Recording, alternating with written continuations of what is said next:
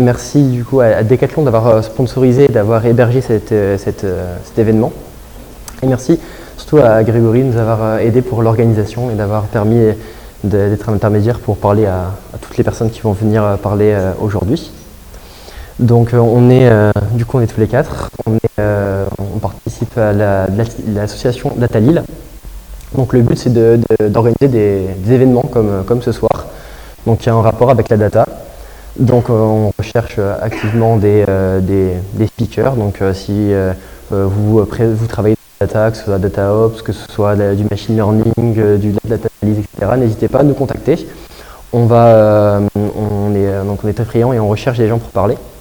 Et donc on recherche des gens pour parler, mais on recherche aussi des gens pour nous sponsoriser, parce que ces événements-là, pour avoir donc des salles, avoir des buffets, etc., ça a un coût. Et donc on recherche activement aussi des sponsors. Donc si vous voulez nous aider et promouvoir la data et du coup faire de la communication sur ce que vous faites, n'hésitez pas à nous contacter. Donc vous pouvez nous contacter par Twitter, par Facebook, LinkedIn et par mail. Et de plus en plus, on essaye de rendre disponibles nos événements sur YouTube. Donc si vous ratez un événement, n'hésitez pas.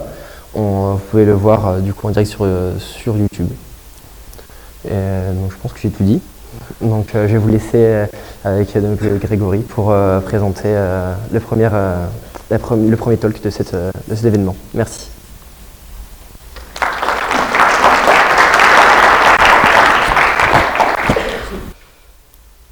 Super. Je suis tout bon au niveau du son là? Ça va? Nickel. Merci à vous d'organiser aussi les événements, parce que ça permet d'assurer une continuité dans le partage. Je pense que c'est hyper important. En tout cas, moi je suis ravi de vous accueillir et puis je suis ravi de vous accueillir tous et de partager autour de sujets IA avec vous, et j'espère que le programme vous plaira. Donc j'ai l'honneur de commencer et je vais vous parler un peu IA au global, de façon assez macro et de façon stratégie. Surtout avec une question, pourquoi devons-nous repenser l'IA en entreprise? Alors c'est une question assez vaste et je ne prétends pas savoir comment chacun d'entre vous traite le sujet au sein de son entreprise. Par contre, à travers des échanges que j'ai pu avoir ou des conférences auxquelles j'ai assisté, j'ai quand même la conviction qu'aujourd'hui nous adressons tous le même challenge. Et ce que je vais plutôt vous partager aujourd'hui, c'est pourquoi nous, à Decathlon, on pense qu'on doit refaire l'IA autrement et pourquoi nous voulons nous engager dans une transformation assez profonde de notre activité. Alors comme toute analyse qui se respecte, ça commence avec des chiffres. Surtout un, vous l'avez peut-être vu passer sur le web ces derniers mois. D'ailleurs, il a fait un peu sourire. En fait, non, c'est pas ça, désolé. C'est celui-là. 40% des startups européennes qui se disent AI focused, aujourd'hui, n'ont pas d'application IA. 40%, c'est énorme. C'est comme si on considère que dans l'amphi, là, tout le monde se dit travailler sur l'IA, ça veut dire qu'entre votre voisin et vous, il y en a un des deux qui dit faire de l'IA, mais qui concrètement n'en fait pas vraiment. Voilà. C'est sûrement votre voisin d'ailleurs. Donc 40%, en fait, c'est énorme, mais finalement, c'est pas aussi étonnant que ça, parce que je suis sûr que vous avez tous rencontré cette société qui vous vend de l'IA et avec laquelle, quand vous commencez à discuter des couches un petit peu plus techniques, manque un peu de répondants. Donc je vais vous partager une anecdote.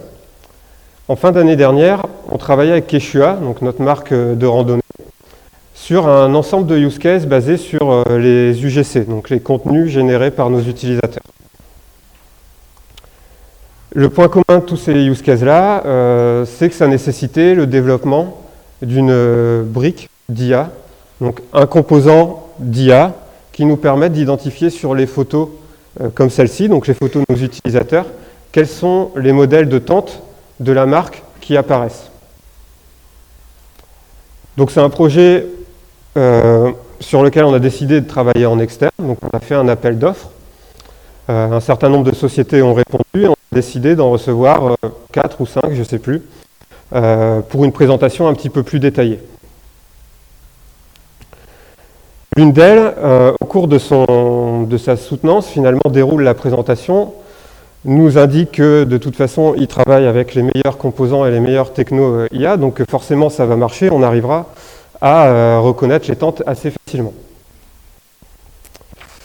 Donc c'est le point qui m'intéresse, finalement j'interviens pour évaluer cette partie technique, donc je vous passe les détails de l'échange.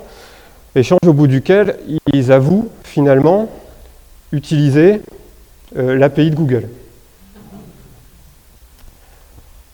En fait, tout ça pour ça, juste l'API de Google.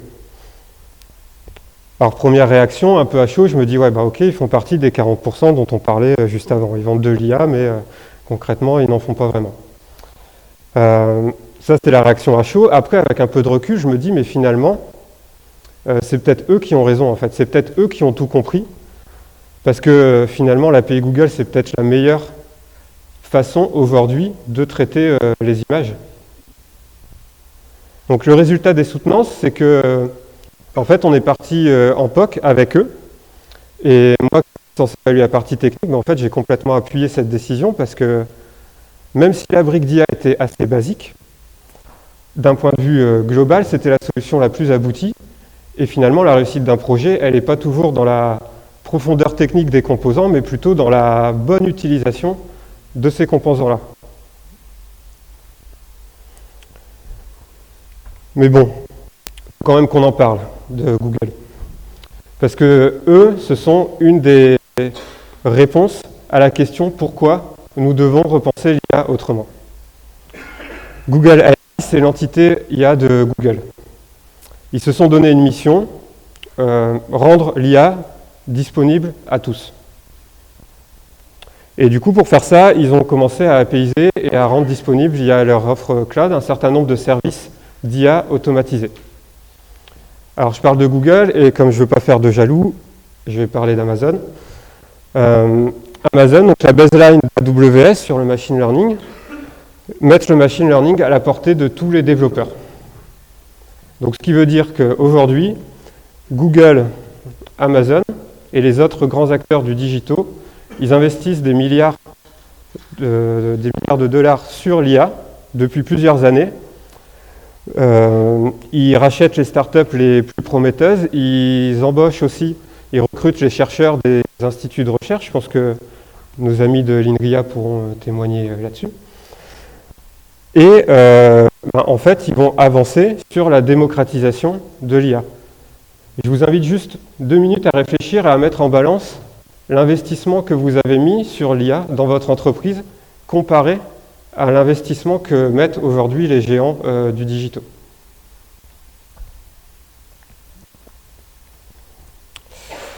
Pardon. Mais du coup, ça nous invite quand même à cette question. Enfin, j'aimerais bien savoir, moi, est-ce qu'il y a des data scientists dans la salle? J'en connais quelques-uns, donc j'imagine que oui. J'imagine que votre job aujourd'hui, c'est d'automatiser un certain nombre de tâches répétitives, des tâches à non-valeur ajoutée, en tout cas d'optimiser des solutions pour les métiers qui travaillent avec vous. Et du coup, à juste titre, on parle beaucoup d'automatisation aujourd'hui des métiers liés à l'intelligence artificielle. Alors, grâce ou à cause, ce n'est pas vraiment le débat aujourd'hui. Mais en tout cas, il y a quand même quelque chose qui se passe à ce niveau-là. Et je ne sais pas si vous avez vu, il y a aussi des classements qui sont publiés avec les métiers les plus à risque d'être automatisés dans les décennies à venir avec l'arrivée de l'intelligence artificielle. Et en fait, quand je vois ces classements, il y a toujours une chose que je me dis, et si finalement, le premier métier qui allait être automatisé, c'était le métier de data scientist. Et je ne parle pas du traitement de la donnée et les choses qu'on n'aime pas faire, hein. Je parle aussi de la partie machine learning. Parce que j'ai un élément de réponse qui vient du Gartner. Donc il y a quelques années, ils ont publié une étude pour nous dire en fait qu'en 2020, donc demain, plus de 40% des tâches du métier de data scientist seront automatisées. Donc je vous laisse avec cette réflexion. Elle est pour les data scientists, elle est aussi pour les recruteurs qui surenchérissent sur ces profils-là, elle est aussi pour les écoles et les universités qui aujourd'hui ont modifié et changé les programmes de formation pour s'adapter au marché et sortir des promotions complètes de data scientists et donc promettre aux étudiants que demain ils seront data scientists.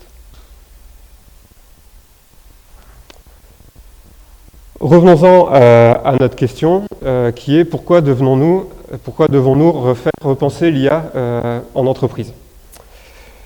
Donc le développement des offres de services IA automatisés par les cloud providers est certainement un des grands facteurs externes qui vient orienter cette réflexion. Donc ça, c'est plutôt l'externe, finalement, on n'y peut pas grand-chose. Ça bouge autour de nous, il faut juste le prendre en compte. Et qu'est-ce qui se passe en interne? Finalement, qu'est-ce qui se passe quand aujourd'hui on lance un projet d'IA dans nos entreprises, ou en tout cas quand on lance un projet d'IA à Decathlon? Alors, c'est assez facile, il y a souvent un chef de projet ou un responsable d'application, en tout cas quelqu'un qui vient nous voir et qui nous dit qu'il veut optimiser une partie de son activité, qu'il aimerait bien travailler. Et on va dire que ça, c'est le point de départ du projet. On commence alors une phase de cadrage qui est assez classique pour tous les projets. Quel est le contexte, quels sont les enjeux, quel est l'objectif, est-ce qu'on a des délais, une roadmap, des contraintes. C'est comme tout projet, je dirais, pas spécifique à l'IA. Après, il y a aussi la question de la donnée. Est-ce qu'elle est disponible? Est-ce qu'elle est de qualité?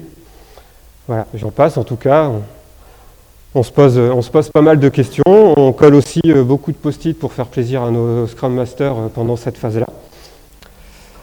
Et au final, après cette étape-là, normalement, on a quelque chose, disons que le contexte, c'est ça. Voilà, on sait qu'on a un process qu'on veut optimiser assez inoffensif a priori. Et on sait exactement ce qu'on nous demande. En fait, ce qu'on nous demande, je vais y arriver, je suis désolé. Ce qu'on nous demande, en général, du coup, c'est de mettre de l'IA dans ce process-là pour l'optimiser. Donc, en gros, transformer ce petit chaton en gros lion. Voilà, pour faire simple. Et au début du projet, on est tous convaincus que ça va marcher. Et on est tous assez confiants sur le fait qu'à la fin du projet, on va obtenir le lion. Et pourtant, dans 90% des cas, ce qu'on obtient à la fin du projet, c'est ça. Je ne sais pas si vous voyez ce que je veux dire. C'est un peu mieux. C'est un peu mieux que ce qu'on avait au début. Il y a quand même la crinière. Par contre, c'est quand même pas du tout ce qu'on pensait avoir à la fin. Et ça peut poser problème parce que une fois, deux fois, ça peut passer. Au bout d'un moment, ça devient gênant. Ça devient gênant pour les data scientists parce que quand on pense développer un lion et qu'on arrive et qu'on livre un petit chat avec une crinière, niveau fierté, c'est pas trop ça. Et puis, avec la personne avec laquelle on travaille, il a vu la différence.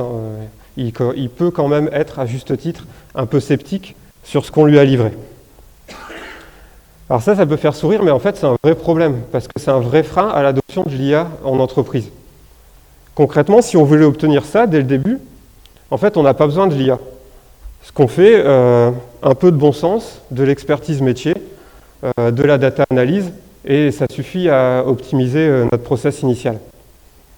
Du coup, pourquoi investir dans des nouvelles technos, dans des nouvelles compétences, si au final on n'est pas au rendez-vous de la promesse? Savoir qu'on compare l'IA à la 4e révolution industrielle, je pense que quand on fait ça, on en est quand même assez loin.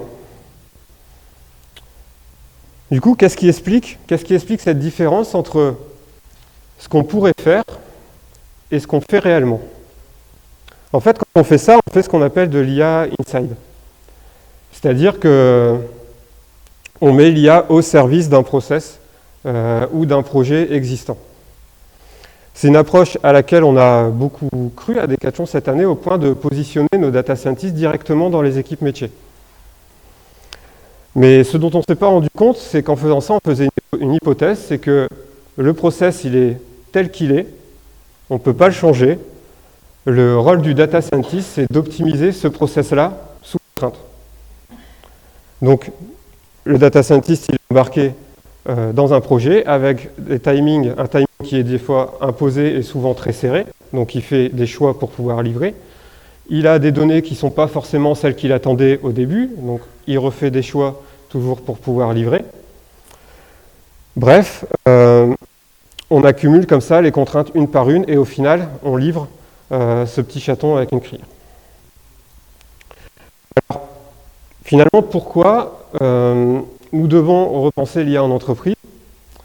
Parce que, en fait, on ne se pose pas les bonnes questions. Finalement, se poser les bonnes questions, ça veut dire réfléchir un petit peu en dehors du process actuel. C'est revenir au problème à la source, c'est de se dire finalement, est-ce que le sujet c'est vraiment d'optimiser un existant avec de l'IA, ou est-ce que le sujet c'est de transformer, donc de faire différemment ce sujet-là avec de l'IA, en tout cas grâce aux opportunités qu'offre aujourd'hui l'IA. Je vais vous prendre un exemple concret. On va revenir sur Amazon et Amazon Go, vous voyez, donc le process qui a été mis en place par Amazon, donc le magasin en fait sans caisse, où finalement on prend les articles et on ressort avec les articles et on a payé automatiquement. Est-ce que vous pensez que quand Amazon décide de développer Amazon Go, ils se disent, tiens, on va optimiser le process de caisse et on va optimiser les lignes de caisse. Non, en fait, s'ils font ça, jamais on donne naissance à Amazon Go. Donc, ce qu'ils se disent, certainement, c'est finalement, quelle est la question initiale, donc le process de paiement, et surtout, quel est le point de douleur qu'il représente dans le parcours d'achat du client. Et c'est en raisonnant comme ça qu'on va intégrer l'IA en entreprise. C'est-à-dire en raisonnant en problème first, quel est mon problème, et en développant des solutions AI first. Donc, pourquoi nous devons repenser l'IA en entreprise? Parce que aujourd'hui, on a deux raisons de le faire. On a des acteurs externes qui commencent à bouger les lignes et à changer les règles du jeu. Et on a en interne souvent une réalité qui est quand même un peu différente des espérances. En tout cas, c'est sur ces deux bonnes raisons-là qu'aujourd'hui, nous, on s'est appuyé pour se dire qu'à Decathlon, on devait repenser notre façon de travailler. Alors, si on s'accorde sur les constats, c'est bien, mais par contre, repenser ou faire autrement, ça veut dire quoi? En fait, c'est quoi le cap? Comment on définit le cap? Donc, j'en reviens à la partie, on va dire, à nos amis de Google. Aujourd'hui, Google met à disposition des produits d'IA disponibles sur étagère. Donc, il y a AI Vision, il y a AI Vidéo, donc respectivement structurer de l'information à partir d'une image ou d'une vidéo. Ils mettent à disposition aussi en version bêta Document AI, donc pour structurer de l'information à partir d'un document. En parallèle de ça, Amazon, donc Amazon insiste principalement sur deux de ses produits, Amazon Forecast et Amazon Personalize, pour travailler sur l'optimisation du commerce. Alors la bonne nouvelle, c'est qu'on n'a pas besoin de faire partie des GAFA pour jouer sur ce terrain de jeu. Vous n'avez peut-être pas entendu, mais il y a Shell qui lance son Shell.ai Residency Programme. Donc c'est un programme de 2 ans pendant lequel ils veulent travailler tous les sujets de l'IA liés à la transition énergétique. On a aussi plus récemment Deezer qui a publié sur Git Splitter. Donc Splitter, c'est leur modèle de machine learning pour décomposer la musique. Et puis encore moins loin, il y a Roubaix.ai qui est un collectif qui se veut de servir le sujet de l'IA, enfin en tout cas l'IA au service du citoyen. Donc c'est quoi le point commun de tout ça? En fait, finalement, pourquoi Google se met à faire des services sur la structuration de l'information? Pourquoi ils se disent que c'est important pour eux? Mais en fait, c'est juste parce que c'est leur sens initial. Le sens de Google aujourd'hui, c'est structurer et organiser l'information. Donc ils se doivent d'être les meilleurs sur les sujets de structuration de l'information. Amazon se doit d'être le meilleur sur les sujets du commerce puisque c'est leur cœur de métier. Shell veut prendre la place sur la transition énergétique, Deezer, de toute évidence, sur la musique. Qui d'autre que les municipalités pour travailler les sujets de la citoyenneté? Et du coup, ça nous amène à une question, finalement, c'est quoi la place de notre entreprise? Et indirectement, c'est quoi notre place dans cet écosystème lié à l'intelligence artificielle? La réponse, elle est certainement dans le sens de votre entreprise. Pourquoi vous vous levez le matin, pourquoi vous êtes motivé à aller travailler au-delà du fait de développer des modèles de machine learning? En fait, pourquoi, au service de quoi vous mettez vos talents à contribution au quotidien? Donc nous, on a choisi, à Decathlon, et on a décidé de se lancer dans une transformation pour rendre le sport accessible à tous. Comment? En développant des produits d'IA. Rendre le sport accessible à tous, c'est une évidence. Pour nous, c'est juste le sens de Decathlon. Développer des produits d'IA pour répondre à ce qu'on évoquait, donc de l'IA Inside à l'IA First, et surtout pour le côté modulaire et modulable.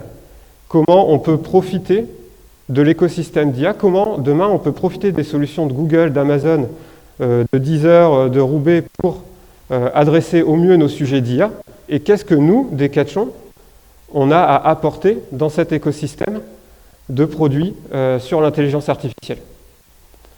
Donc Decathlon.ai, c'est notre challenge pour l'année 2020. Et je serai ravi d'échanger sur le sujet si vous avez des questions ou des remarques. Merci.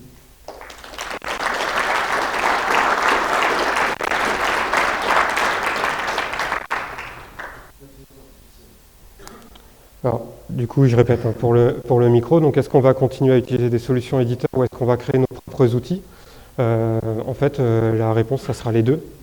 Ça dépendra de la problématique. En fait, aujourd'hui, à Decathlon, on traite des problématiques qui vont de la supply chain, en passant par du commerce, du marketing, de l'accompagnement de sportifs. Donc, en tout cas, ce qu'on souhaite, nous, c'est d'être vraiment beaucoup plus ouvert et se dire est-ce qu'on est les meilleurs aujourd'hui pour traiter telle ou telle problématique. Donc l'idée c'est de se dire finalement, on peut prendre un exemple, par exemple sur le commerce, est-ce qu'aujourd'hui on ne ferait pas mieux de travailler avec une solution commerce d'Amazon pour nous passer notre temps à travailler des solutions d'IA qui sont beaucoup plus proches du sportif et que de toute façon personne d'autre ne fera si on ne le fait pas. Oui, de la personnalisation. Donc effectivement, si on décide de travailler avec beaucoup plus d'externalisation, on a forcément un risque plus fort de perdre de l'expertise. Mais par contre, externaliser, ça ne veut pas dire ne plus avoir l'expertise en interne, parce que pour externaliser, ça veut dire qu'il faut choisir les meilleurs partenaires potentiels. Et pour choisir les meilleurs partenaires potentiels, il faut maîtriser un minima le sujet. Donc en fait, toute solution externe doit quand même être intégrée. Et pour l'intégrer, il faut un minimum de compétences. Donc on le verra de toute façon. Alors, je ne sais pas si Florent casse, parce que c'est un sujet effectivement où on pourrait se dire on peut le déléguer complètement à Amazon, mais pour autant on a quand même besoin de maîtriser ce qui se passe et de se dire peut-être qu'aujourd'hui Amazon c'est les meilleurs, mais à la vitesse à laquelle ça va, peut-être que demain Amazon ça sera plus les meilleurs. Donc il faut être assez actif pour maîtriser le sujet et assez modulaire pour pouvoir switcher d'une solution externe à une autre, voire reprendre la main en interne si on estime à un moment donné qu'on est assez spécifique pour le faire.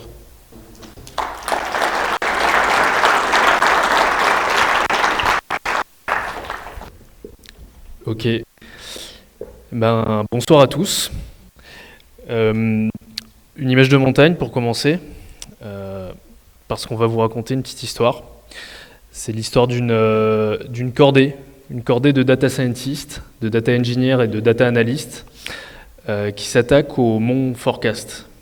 Donc c'est une montagne qui reste invaincue par l'homme. Elle est très peu explorée. Et cette cordée, elle rencontre sur le chemin une autre cordée de Cantmétrie. Et ils se rendent compte qu'ils sont partis pour la même ascension, et qui vont faire un bout de chemin ensemble. Donc ça ne va pas être l'histoire de comment on a vaincu le mont Forecast, parce qu'on a commencé il n'y a pas si longtemps, il y a à peu près 6 mois. Ça va plutôt être l'histoire de on est parti en expédition, on s'est cassé les dents, on a appris des trucs et on va vous les partager. On va vous raconter l'altitude qu'on a réussi à atteindre, ce qu'on a appris sur le chemin, les convictions qu'on en tire et l'ambition qu'on se donne pour 2020.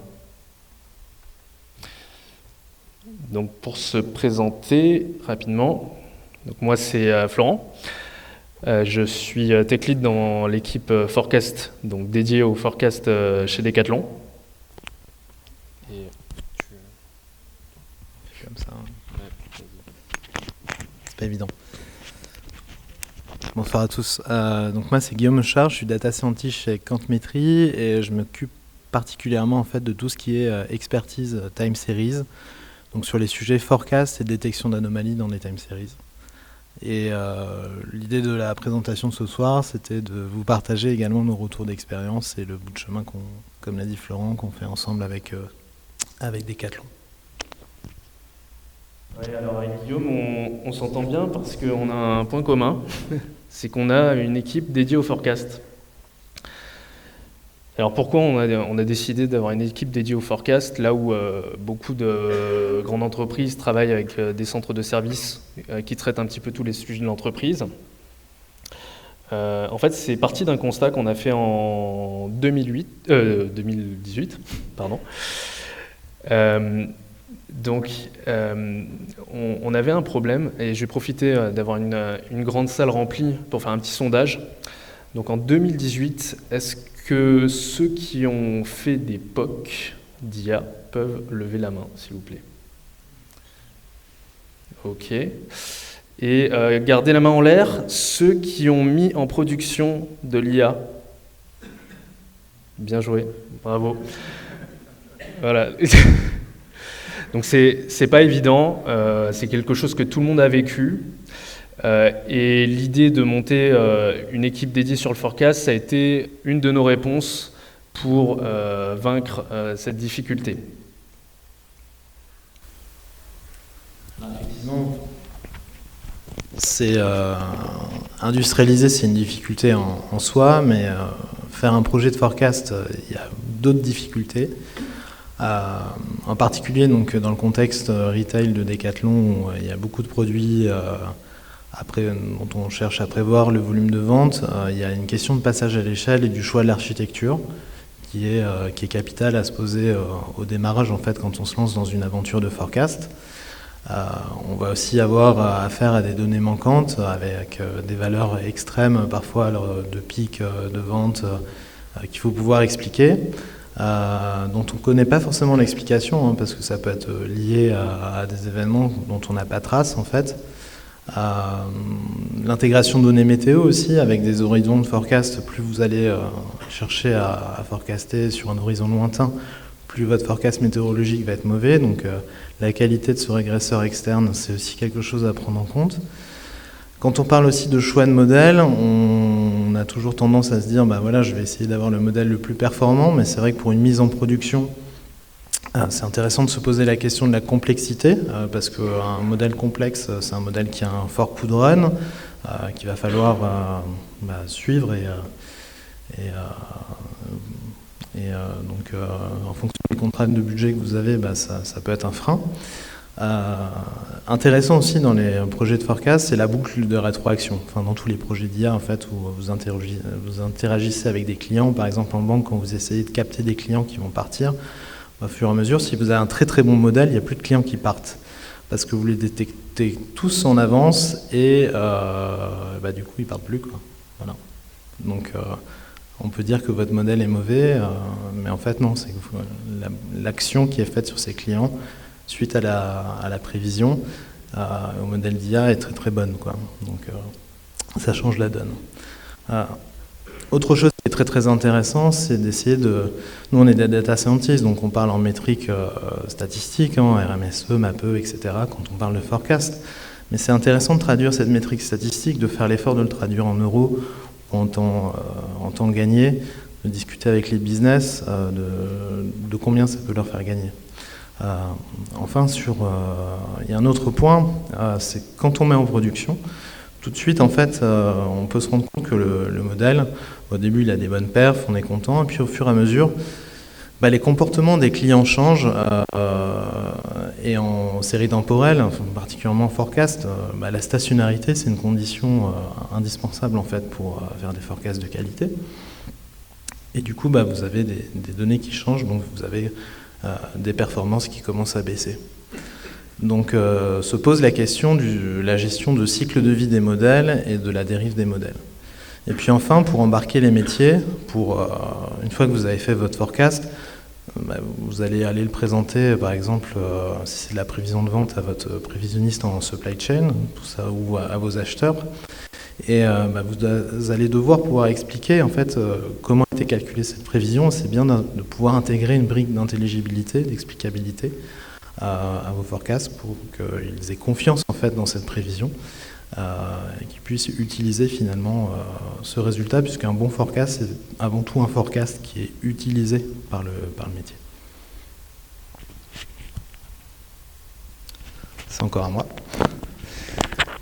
Alors, on est en train de vivre aujourd'hui, en ce moment, un moment qui est assez excitant d'un point de vue scientifique, parce qu'on est en train de voir qu'il y a deux mondes qui sont en train de s'accoster, le monde des statistiques et le monde du machine learning. À gauche, je vous ai mis une photo de l'état de l'art en matière de forecast c'était en mars 2018, où en fait, ça c'est un papier de Makridakis. Je ne sais pas si vous connaissez cette personne, c'est un statisticien qui a écrit beaucoup de bouquins sur le forecasting en général. Et donc, dans cette photo de l'état de l'art, vous voyez que tous les modèles statistiques performent beaucoup mieux que les méthodes de machine learning. Ce papier a été téléchargé plus de 90 000 fois. Makridakis en est d'ailleurs très fier. Chaque fois que vous le croisez, il vous montre son Twitter avec une mise à jour de son compte de download. Donc, il est très très fier de ce papier. Et ce papier, finalement, il est dans l'opposition historique des méthodes. Et cette vision-là, elle a été bouleversée en fait à la fin de l'année dernière par une compétition de forecasting qui s'appelle la compétition M.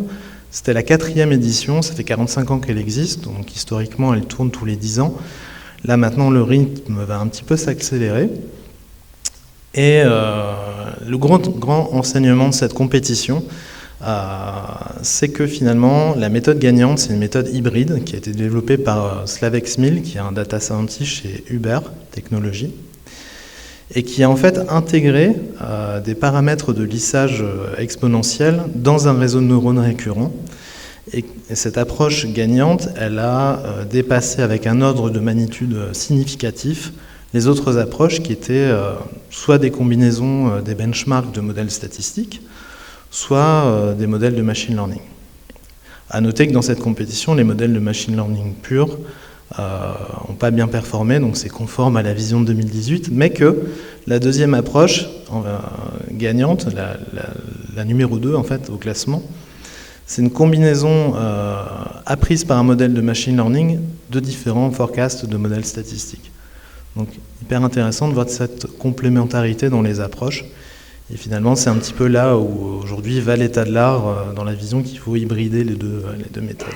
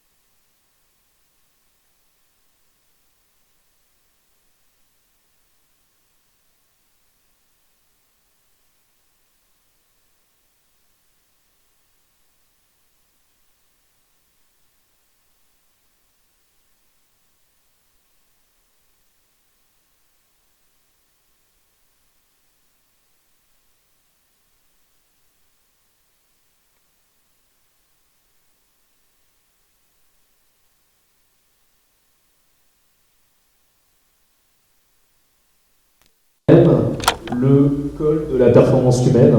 Donc, on fait à peu près aussi bien que l'humain après sa retouche finale de prévisionniste, d'approvisionneur, sans intervention humaine. Et pour arriver déjà à cette étape-là, on s'est bien cassé les dents et un des enseignements, ça a été la difficulté de prédire sur des nouveaux produits qui n'ont pas d'historique, la problématique du cold start. Et c'est le travail sur ce sujet-là qui nous a sorti de la bombe pour nous amener sur le col.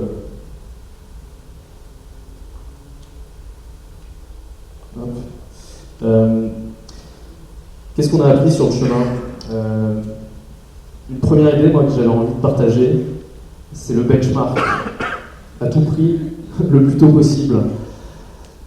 C'est parti d'une constatation. Quand je faisais des Kaggle, donc data scientist, je me suis rendu compte que si tu me donnes un dataset qui est à disposition, qui est déjà clean, qui est bien expliqué, une métrique qui est claire, eh ben, tu n'as même pas besoin de me payer pour que je bosse dessus. Si le problème est bien cadré, les data scientists, ils y vont, il n'y a pas besoin de leur expliquer pendant 15 ans. Alors c'est bien de se le dire, c'est quand même assez difficile à faire de cadrer aussi bien le projet, donc c'est un vrai effort qu'on a fait de calculiser notre use case. On est allé jusqu'à reproduire notre leaderboard à nous pour noter et classer nos expérimentations d'algorithmes. Donc là, par exemple, vous voyez notre expérimentation avec un type AR, avec un prophète, et comment ça se positionne par rapport au système en place.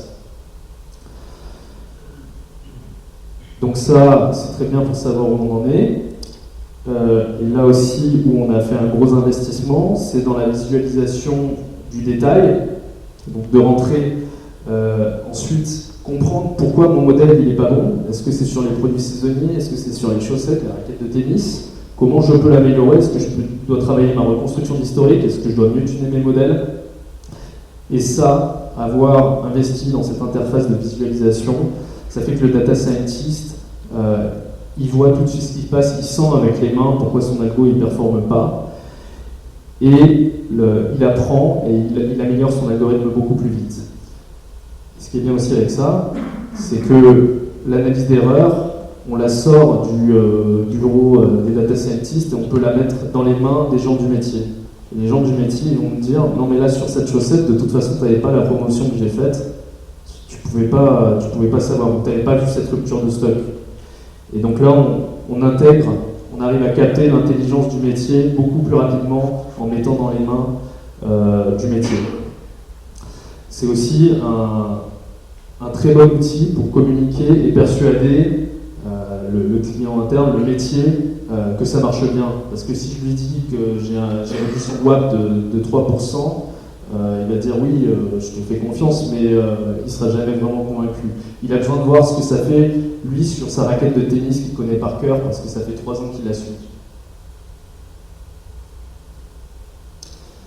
Deuxième conviction, c'est que la techno, elle bouge tellement vite que c'est pas en bossant entre nous dans la grotte qu'on arriverait à être à l'état de l'art maintenant et dans 5 ans.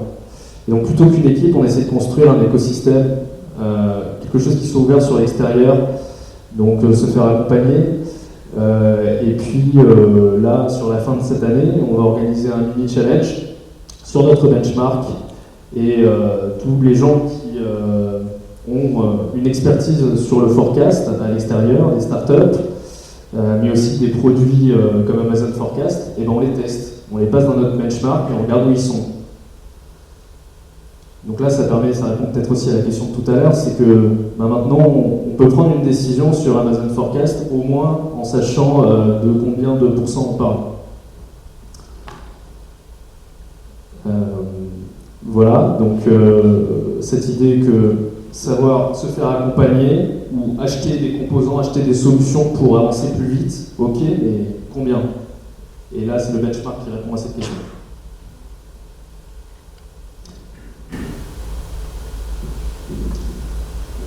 Alors, quand on se lance dans un projet aussi ambitieux que celui que tu mènes, Florent,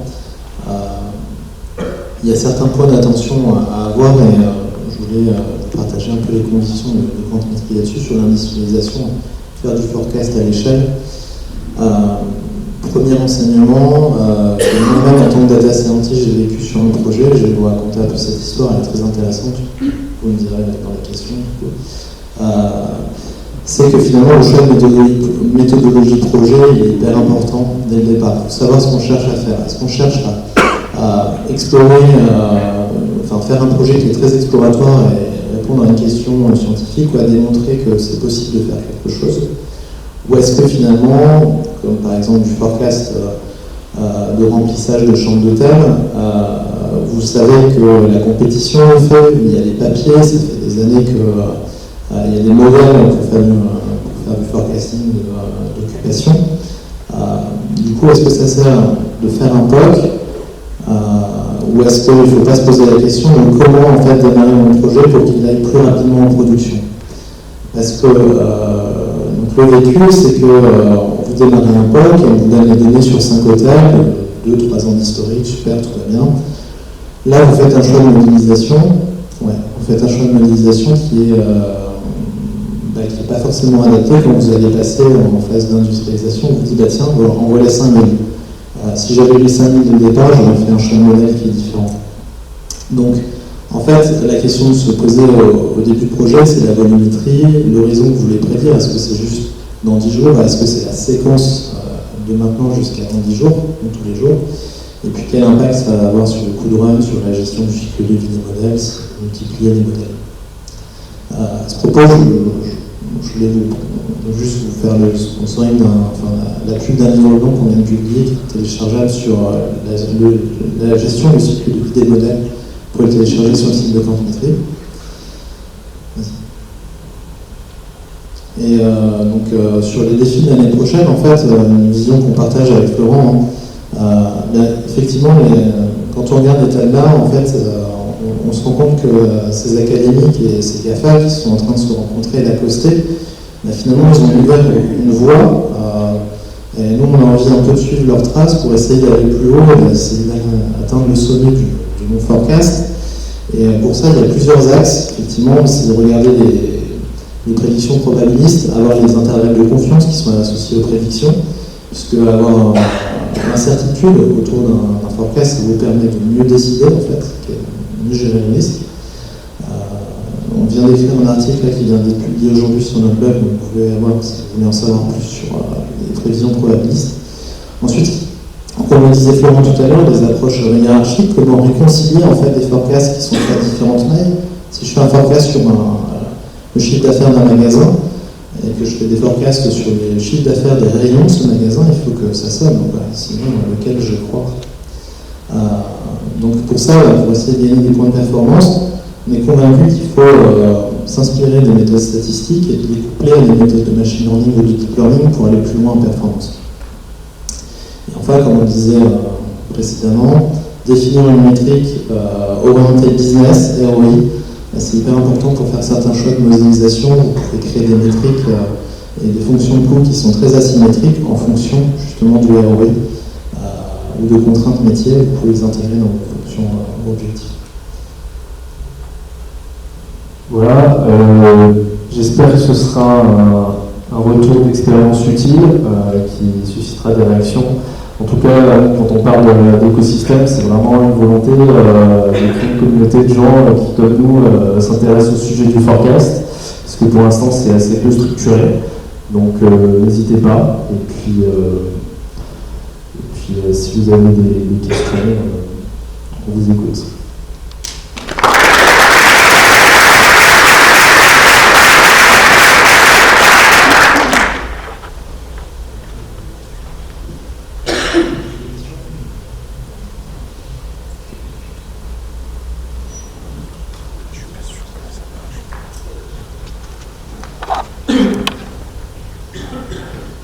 Vous avez parlé plusieurs fois de la différence entre les méthodes statistiques et le machine learning, ça a l'air très clair pour vous. Pour moi, pas trop. Donc, je voulais savoir précisément où est-ce que vous mettez la frontière entre les deux. Par exemple, ce serait faire un bestiaire qui est très très long parce qu'il y a beaucoup de méthodes statistiques. mais des méthodes qu'on retrouve dans certains logiciels de prévision. Ça peut être la méthode de Hot Winters, ça peut être la méthode ARIMA, donc c'est des méthodes qui en fait utilisent un petit peu le caractère autorégressif de la série. Pour ARIMA, Hot Winters, ça va chercher à modéliser la saisonnalité, la tendance, le niveau. Là, on va dire que c'est plus vraiment basé sur les propriétés statistiques de la série. Les méthodes de machine learning, il va falloir faire du feature engineering pour finalement montrer une matrice, un vecteur de X et votre cible à prédire. Donc parfois, pour certains types de problèmes, passer sur des approches statistiques qui ont été développées en fait, dans le secteur de l'économétrie pour faire la prévision de série temporelle, ça peut être intéressant parce que ça demande moins de travail que de créer toutes ces features autour. Et c'est toujours un bon benchmark à regarder lorsque vous êtes sur des modèles qui sont locaux. Je ne parle pas d'un modèle global qui permet de prédire plusieurs séries temporelles, mais si vous avez quelques séries, ça peut être intéressant de créer un benchmark entre un Facebook Prophet, par exemple, qui est une méthode basée sur des modèles additifs, qu'on peut qualifier de méthode statistique aussi, un modèle ARIMA, un modèle Hot Winters, et puis un modèle de boosting, par exemple, de machine learning pour pouvoir benchmarker, ça peut être intéressant. Voilà. Donc on peut ouvrir la frontière entre les deux, et puis après on a les méthodes de deep learning avec les réseaux de neurones récurrents, avec WaveNet, avec DeepIR d'Amazon, ça évolue très très vite, donc voilà, il y a un peu le panorama des techniques. Il y en a beaucoup d'autres. Je vous propose de garder vos questions pour le buffet après. Désolé, on va passer à la présentation. Il faudra du temps pour.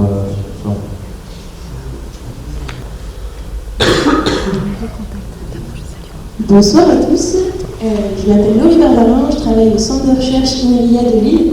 Je suis très heureuse de participer à ce meet-up ce soir pour vous présenter l'événement Hackatech qu'on prépare aujourd'hui avec Decathlon, qui est un de nos partenaires, aux côtés d'autres entreprises de la région. Juste pour vous refaire un petit point sur ce qu'est INRIA, parce que c'est pas toujours super clair parfois. Donc INRIA est un institut national de recherche en sciences du numérique. Donc on va travailler sur différentes thématiques scientifiques, de la simulation numérique à la robotique, en passant par l'intelligence artificielle forcément, l'interaction de machines, le génie logiciel, l'Internet des objets, l'optimisation sur des enjeux d'optimisation de données, d'autres use cases comme ceci. Les domaines d'application socio-économique, on a l'habitude de le dire, dans le numérique, c'est à la fois une opportunité mais aussi un challenge. Tous les outils et toutes les technologies et expertises qui sont développées par nos chercheurs sont très génériques et donc du coup ils s'appliquent à tous les domaines d'activité, donc de la santé jusqu'au retail en passant par la finance et tous les domaines d'activité. Donc on a 8 centres de recherche en France, donc moi je travaille au centre de recherche de Lille, on en a 2 sur Paris, un à Nancy, un à Bordeaux, Sophie Antipolis, Grenoble, on a aussi un institut au Chili, en thèse. Donc la création de start-up chez INRIA, ce n'est pas un acte isolé.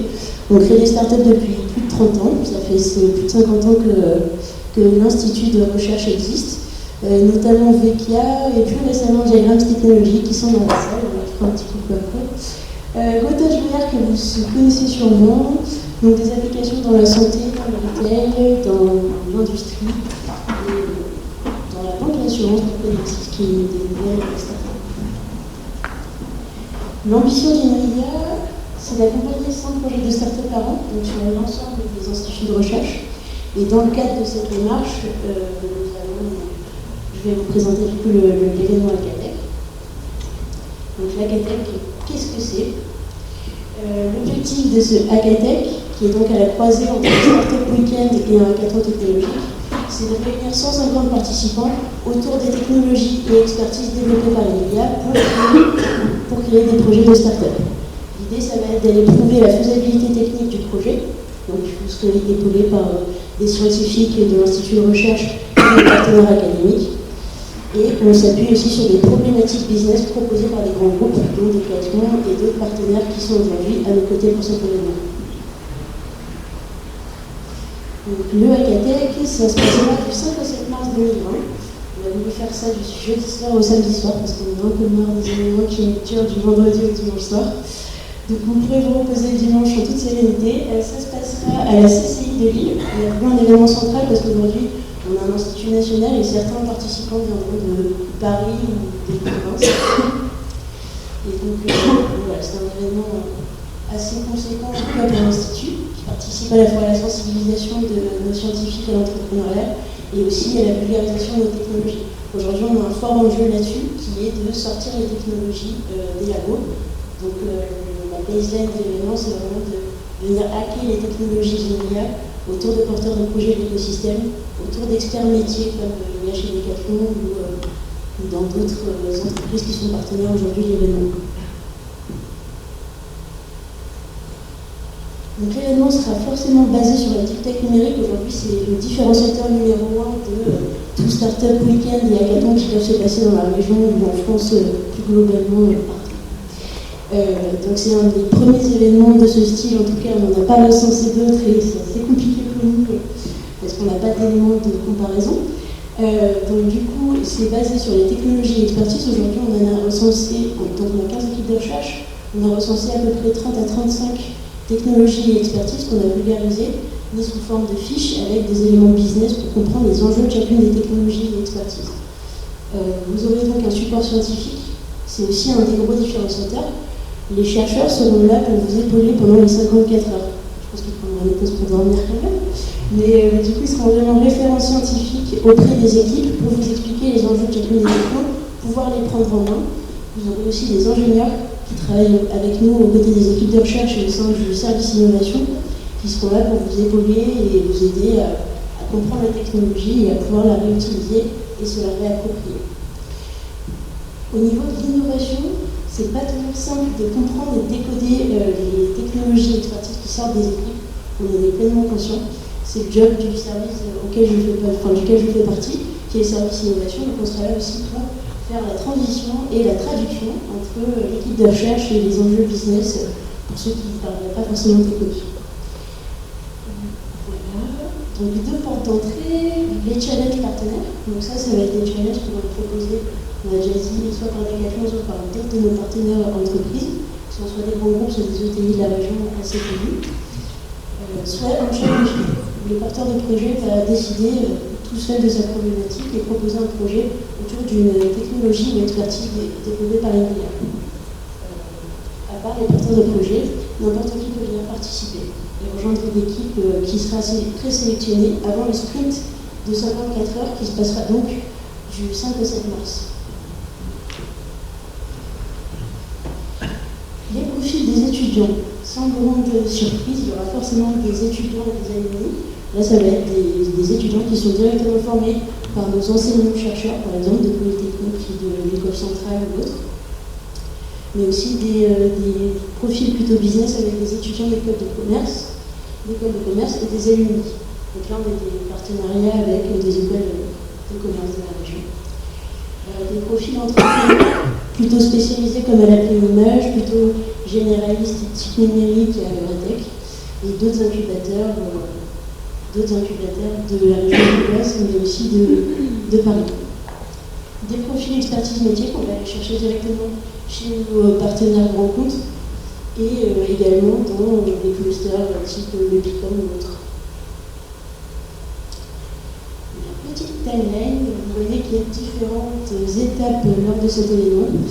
Il faut savoir que la hackathon, on a voulu que ce soit un événement plutôt sur le long terme, parce que c'est assez difficile et compliqué d'appréhender toutes les technologies, on l'a déjà dit. Donc du coup, on a organisé notre premier workshop pour commencer à prendre en main les technos, voir ce que c'est, voir à quels enjeux ça pourrait répondre et si ça pourrait répondre aux problématiques techniques de certains porteurs de l'écosystème. Et donc pendant les 10 ans de la technologie, on a fait un workshop de créativité autour des technologies et expertises développées par l'IA. Il y avait une trentaine de personnes et voilà, quelques idées ont émergé et quelques collaborations récentes aussi, on espère qu'ils vont participer au hackathon. Et d'ailleurs, il y en a certains qui sont déjà préinscrits. Donc la soirée de présentation des projets sélectionnés aura lieu le 10 février. La date n'est pas encore hyper figée, mais je pense que ce sera ça. Donc la soirée de présentation des projets sélectionnés, ce sera des projets sélectionnés par les chercheurs, parce qu'ils auront un intérêt, une vraie problématique technique et scientifique à mettre en œuvre sur ce projet. Donc vous pouvez candidater sur le site internet directement pour proposer votre projet, quand vous êtes project leader, par exemple. Avant le sprint de 54 heures, donc du 5 au 7 mars, toujours dans l'état d'esprit de prendre en main les technologies et de bien les comprendre, il y aura des workshops techniques qui seront ouverts à tous nos partenaires et ouverts à tous plus globalement. Donc du 2 au 5 mars, où chacun des chercheurs de chez nous qui propose une technologie ou Akatech viendra expliquer sa techno, ses enjeux, et vous expliquer comment la prendre en main et vous l'approprier pour votre projet, que ce soit pour un projet de start-up ou pour un projet d'entreprise. Donc, plusieurs raisons pour devenir partenaire de l'événement. La première, c'est que c'est vraiment une initiative pionnière qui aujourd'hui est pilote au sein d'Innovia, donc il a testé sur lui et est déployé ensuite dans chacun des centres Innovia partout en France. Donc on cherche encore quelques partenaires, mais ils sont déjà beaucoup et c'est déjà pas mal à gérer. Donc c'est le premier événement de ce type en France qui va vous permettre de détecter les futures pépites deep tech, donc issues de la recherche publique, au plus tôt. Et aussi d'acculturer vos salariés aux enjeux de l'intelligence artificielle. Aujourd'hui, si ça parle à des profils plutôt techniques, on s'est rendu compte, et notamment auprès du MEDEF, que c'était un vrai enjeu aussi d'acculturer tous les salariés, et pas seulement les profils techniques, aux enjeux de l'intelligence artificielle. Et donc ça fait partie d'un des objectifs de cet événement également. Donc, dans les types de partenariats possibles, vous pouvez devenir stakeholder du Akatech et comprendre une ou plusieurs problématiques que vous rencontrez aujourd'hui dans votre entreprise et pour laquelle vous pensez qu'il pourrait y avoir une solution pour de l'intelligence artificielle ou du numérique en général. Donc, la problématique doit être assez large pour pouvoir faire l'objet d'une création d'entreprise. Je m'explique. Vous avez une entreprise qu'aujourd'hui vous rencontrez dans un domaine d'activité donné. La problématique à laquelle on pourra répondre lors du Akatech vous rendra service à vous, mais vous pourrez rendre service aussi à d'autres entreprises, d'autres activités économiques, que ce soit du vôtre ou de secteurs d'activité économique complètement connexes. Nos partenaires s'engagent également à la suite du Akatech à soutenir le projet de start-up qui sera issu de cette problématique et à l'accompagner du coup aux côtés d'Innovia. C'est tout pour moi pour cette présentation. Je ne sais pas si vous avez des questions. En tout cas, je vais vraiment y répondre.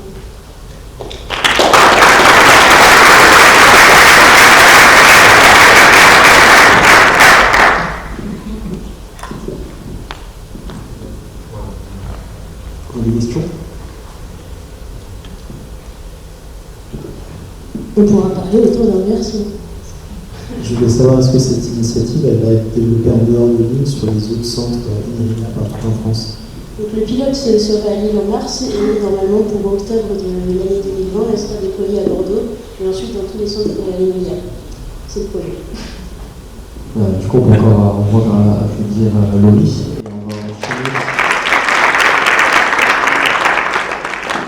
Et on va pouvoir enchaîner avec la dernière présentation. Voilà.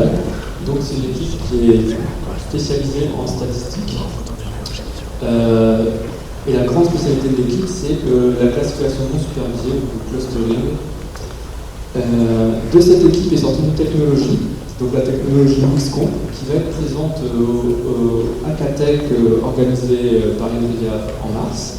Donc je vais vous introduire cette technologie pour vous donner un avant-goût du Akatech et l'envie de venir. Donc, d'abord, je vais introduire le problème du clustering. Donc, le clustering, quand on fait du clustering, le problème, c'est qu'on a un ensemble d'individus qu'on va appeler ici X1 à Xn. Ces individus s'appellent pris par une ou plusieurs variables. Et en fait, nos individus ne sont pas tous homogènes. On suppose qu'il y a une structure dans ces individus qu'on a envie de découvrir. Par exemple, sur mon image là, de gauche, chaque point est un individu qui est décrit par deux X1 en abscisse et la variable X2 en ordonnée. Donc là, visuellement, on voit qu'il y a deux comportements différents. Et donc le clustering, ici, c'est faire apparaître, faire émerger ces comportements, les deux classes présentes ici. Donc c'est une tâche assez facile, et quand on range des vêtements dans de l'armoire, en fait, on fait du clustering. Donc comment on traite ce problème en mathématiques? Donc il y a plein de méthodes différentes.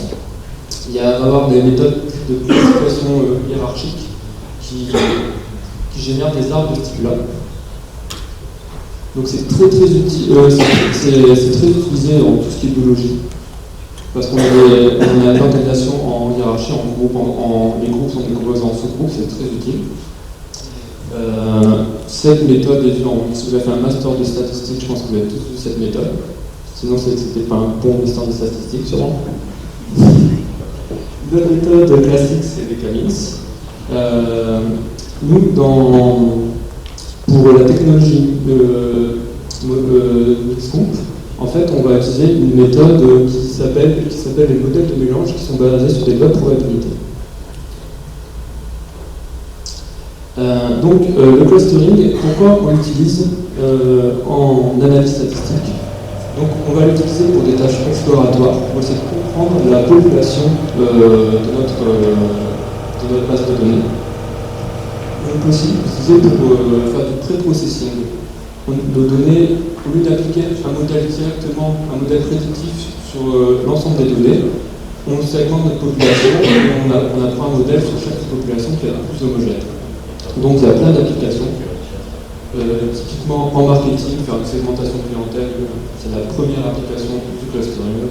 Beaucoup d'applications en biologie, un peu dans tous les domaines, dès qu'on veut faire une analyse statistique. Le clustering, ça peut être une bonne idée. Mais le clustering doit aussi savoir répondre au problème du big data. Le clustering, avec l'explosion du big data, on a de plus en plus de données, mais ce n'est pas forcément un problème. Et on a aussi les autres grands problèmes pour le clustering, c'est d'avoir des nouveaux types de données. Donc, quand en master, le clustering, on le fait avec des données réelles, des chiffres, taille, poids, etc. C'est très facile. Mais en fait, maintenant, dans les bases de données, les variables sont hétérogènes. On a des valeurs réelles, du texte, des fonctions, on a un peu de tout. Et il faut savoir faire du clustering basé sur ces types de données. Après, un autre problème, c'est les données manquantes. Les bases de données ont inévitablement des données manquantes.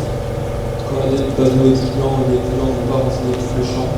Ça crée des trucs dans les bases de données. Et c'est un problème pour les traiter.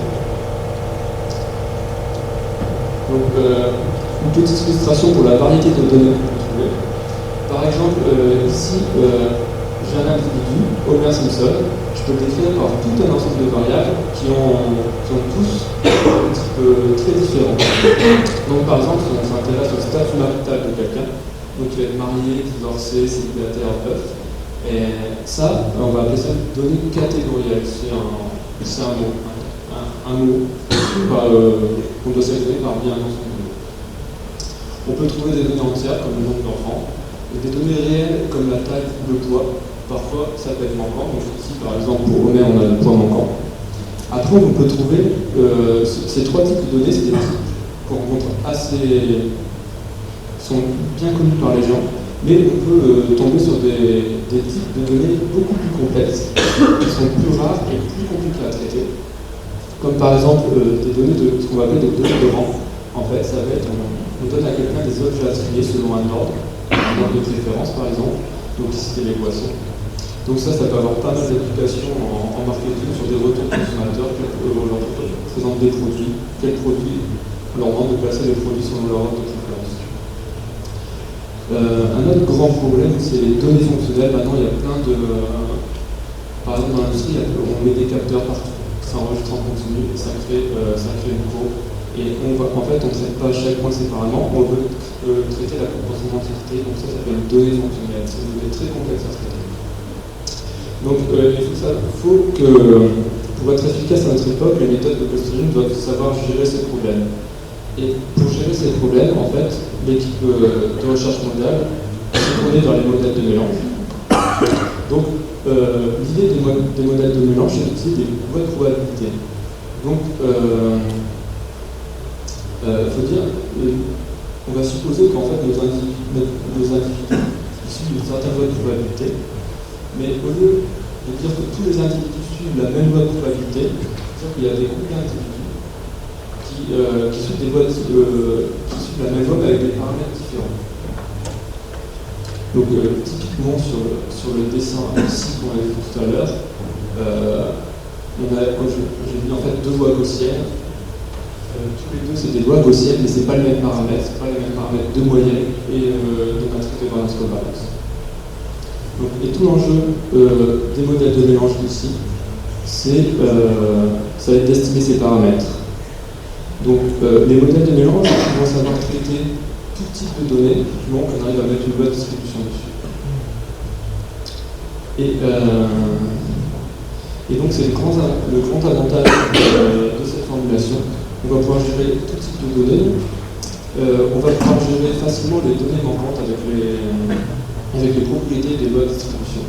On va pouvoir même gérer des cas où on fait de la classification semi-supervisée ou supervisée grâce à l'algorithme utilisé. Et du moment qu'on fournit, on utilise des distributions, des lois de probabilité avec des paramètres,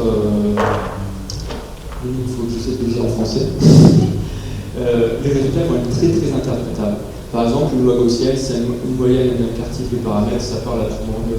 Cette classe d'individus mesure 1m70 en moyenne avec un écart très faible. Donc la technologie qui est sortie de ça, de Modal, donc c'est Mixconf, ça a été initié en 2013 par le responsable d'équipe. Ça a été développé par Vincent Kubicki. Tout le code est développé en C++, donc le code est disponible en ligne. Donc ça fait du clustering de données hétérogènes. Ça gère les données manquantes et partiellement manquantes. Donc par exemple, totalement manquante, si on ne connaît pas la taille de quelqu'un, par exemple, ou partiellement manquante, on va avoir un intervalle. On sait qu'il est entre 1m60 et 1m70 par exemple. Ça gère les cas supervisés, non supervisés, donc modèle de mélange, géométrie anachronique, SVM. Donc ça a été fait, de telle manière que ce soit un grand logiciel développé parce que peut-être pour la recherche, on prend un stagiaire pour faire un logiciel parce qu'on ne sait pas coder, et il fait un code dégueulasse, on fait notre paquet, c'est fini, on en parle. Là, il y a des moyens qui ont été mis. Ça a été bien développé, soit modulable, pour qu'on puisse facilement rajouter des nouveaux modèles. Si vous avez un modèle que vous pouvez rajouter, vous pouvez le rajouter assez facilement et pouvoir le conjuguer directement avec tous les modèles présents dans le logiciel. Les modèles présents, donc on a des modèles assez classiques, des modèles gaussiens, Gauss-Debye pour faire la survie, multinomial, poisson négatif binomial pour gérer les données entières, on a un modèle pour les données de rang, et on a un modèle pour gérer les données fonctionnelles. La plupart de ces modèles vont gérer tout ce qui est données manquantes. Donc c'est un gros atout par rapport aux autres logiciels qui existent dans R, dans Python.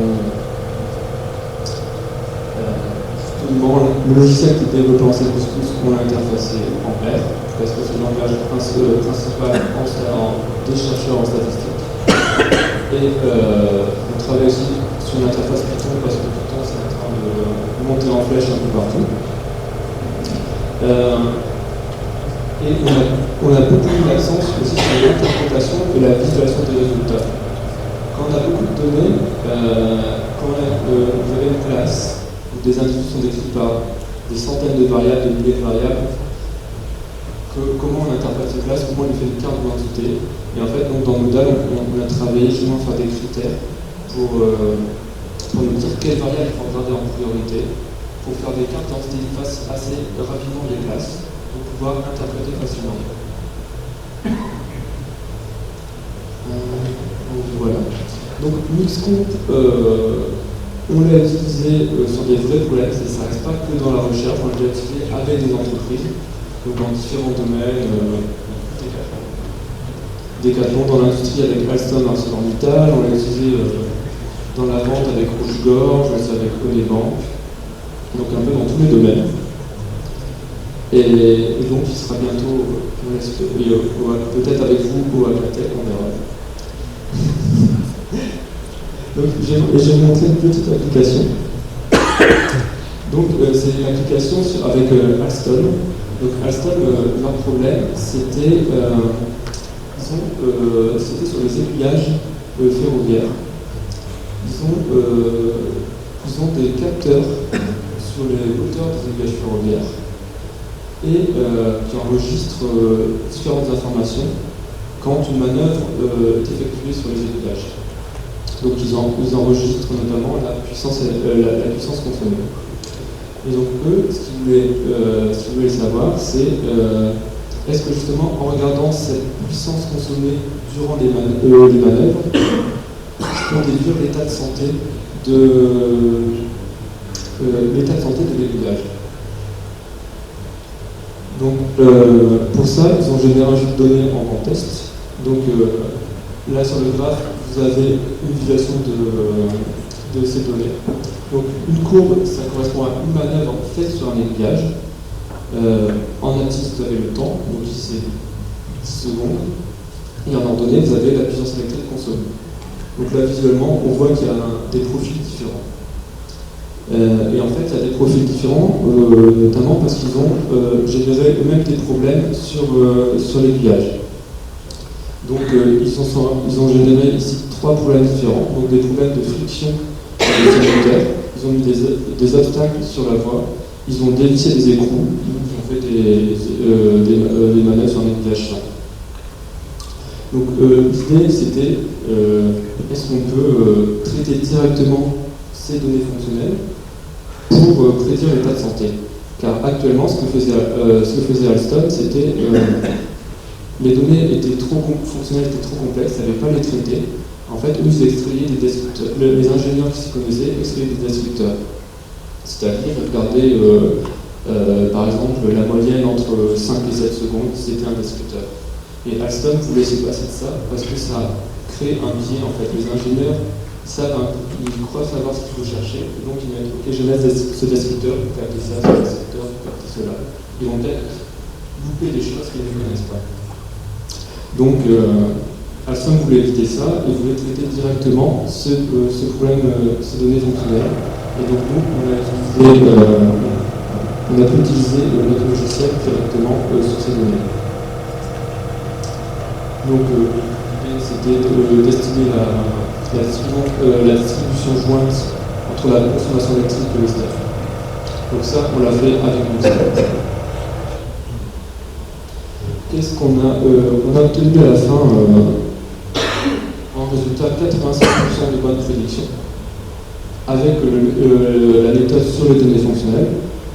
En utilisant une méthode qui est basée sur des statistiques qui étaient à 80%.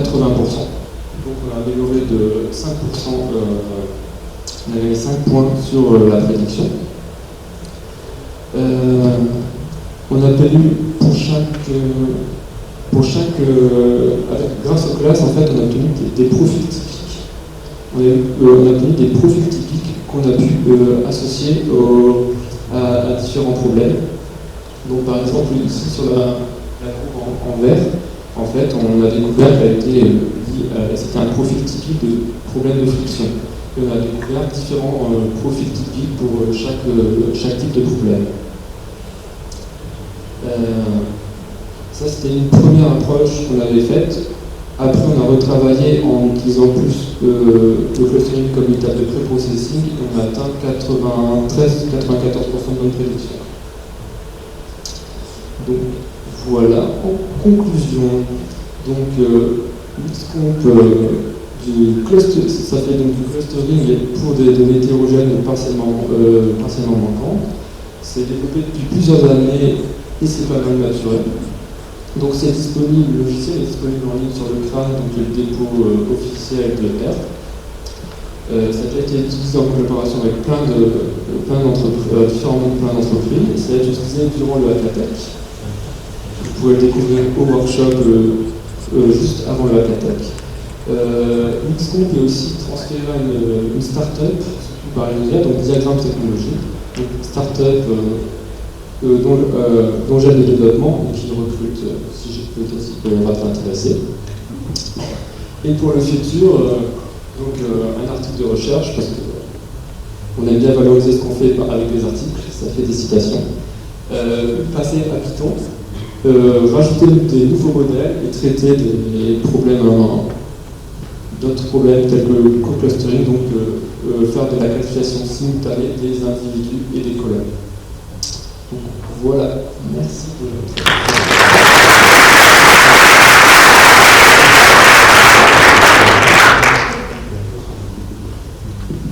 Est-ce qu'il y a des questions?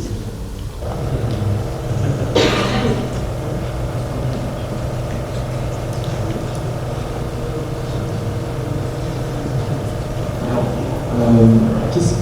Parce que du coup, vous avez créé une librairie qui permet de faire du clustering, mais pourquoi avoir créé une librairie? En fait, est-ce qu'il n'y avait pas déjà d'autres librairies qui existaient? Qu'est-ce que cette librairie apporte vraiment par rapport à l'existant? En fait, ce que vous allez trouver généralement, c'est des librairies qui vont soit gérer un seul type de données, donc que des données réelles, que des données catégorielles. Des fois, il y a certaines librairies qui composent ces deux types simples. Après, dès qu'on a des types de données complexes, telles que données fonctionnelles, en fait, il n'y en a pas dans les grandes librairies standards, et généralement, vous allez juste trouver des logiciels faits par les chercheurs qui gèrent tous ce type de données, qu'il y a une seule variable, ne pas le compiler facilement avec les autres. Donc là, ce qu'on apporte vraiment, le vraiment différenciateur, c'est de pouvoir déjà combiner plein de types de données différentes, d'avoir un code propre. C'est déjà quelque chose de pas mal non plus. Après, on gère les données manquantes, parce que dans les logiciels, on ne génère pas les données manquantes. Je pense que les data scientists, quand ils voient des données manquantes, ils commencent à faire, doivent processer les données, se les imputer, etc. Là, avec le modèle, en fait, on n'a pas besoin de les imputer. Le modèle de données, va savoir les gérer, il va les imputer de la meilleure manière pour la tâche de clustering.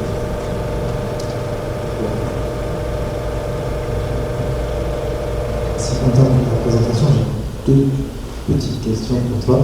La première, c'est comment tu fais pour choisir le nombre de clusters? Est-ce que c'est un peu comme dans Linux ou ta méthode? Donc, on utilise des critères standards, il y a le critère BIC ou le critère ICL. Le critère ICL, lui, a l'avantage d'être dédié vraiment au clustering par rapport au critère BIC. Le ICL est vraiment dédié au clustering. Merci. La deuxième question, c'est sur l'exemple que tu as montré, le clustering fonctionnel. Oui. Est-ce que ça ressemble à un clustering soft DTW ou une DBA? Est-ce que ça ressemble à un clustering utilisant des métriques soft DTW ou une DBA? Ou est-ce que c'est totalement autre chose? Ça va être bien tout ce que tu utilises. Donc je veux dire autre chose. Du coup, c'est quoi? En fait, c'est un modèle qui effectue une segmentation qui va faire une segmentation jointe des fonctionnels du en classe.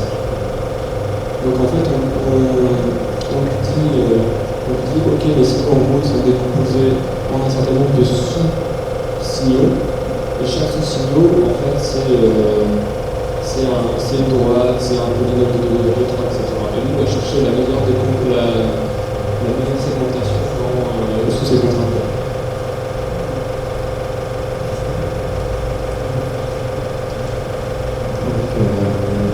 Pour les autres questions, après, on va passer au buffet, donc il faut les poser directement. Encore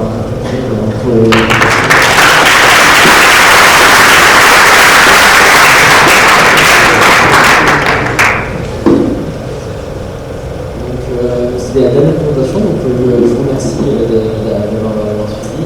Vous avez gardé une question, vous pouvez les poser pour le buffet après. On tient à vous rappeler que du coup, la semaine prochaine, on organise des masterclass avec notre association Nathalie sur le thème du deep learning avec la librairie FastAI. Donc si vous êtes intéressé par le deep learning ou par FastAI ou vous voulez juste en savoir plus, vous pouvez aller sur notre compte Facebook, Twitter, ou aller directement sur Meetup et vous trouverez nos prochains événements. Du coup, je vous remercie encore d'être venu. Je pense qu'on pourra plus encore une